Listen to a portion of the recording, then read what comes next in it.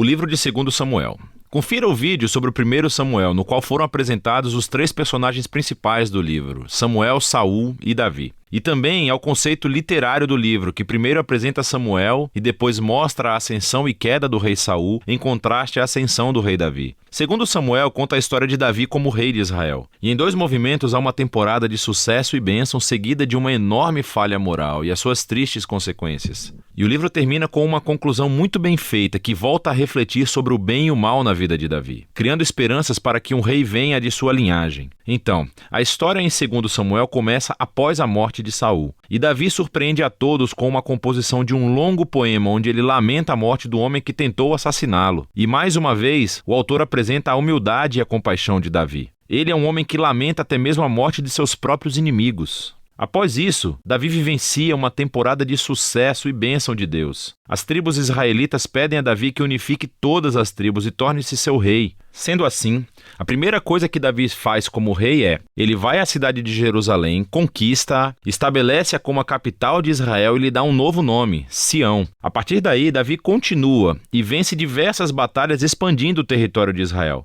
Após tornar Jerusalém a capital política de Israel, ele deseja torná-la a sua capital religiosa também. E então, ele leva a Arca da Aliança para a cidade. Em 2 Samuel 7, ele fala com Deus e diz que agora que Israel tem um lar permanente, ele acredita que a presença de Deus também deva ter uma casa permanente. Então ele pergunta se pode construir um templo para o Deus de Israel. Entretanto, Deus diz a Davi: "Obrigado por pensar nisso, mas na verdade eu irei construir uma casa para você, uma dinastia." 2 Samuel 7 é um capítulo fundamental para compreendermos o enredo de toda a Bíblia. Nesse momento, Deus faz a promessa a Davi que através da sua linhagem real virá um futuro rei que constituirá o templo de Deus aqui na terra e estabelecerá um reino eterno. E essa é a promessa messiânica a Davi, que é afirmada e desenvolvida no livro de Salmos e também no livro dos profetas. E é esse rei que fica ligado à promessa de Deus a Abraão. O futuro reino messiânico será a maneira como Deus irá trazer a sua bênção para todas as nações. E é aqui, no meio de toda essa bênção divina, que as coisas se tornam terrivelmente mal. Davi comete um erro fatal. Não é fatal para ele, mas para um homem chamado Urias, um dos estimados soldados de Davi. Do seu terraço, Davi vê a esposa de Urias, Batseba, tomando banho. Davi a procura, dorme com ela e a engravida.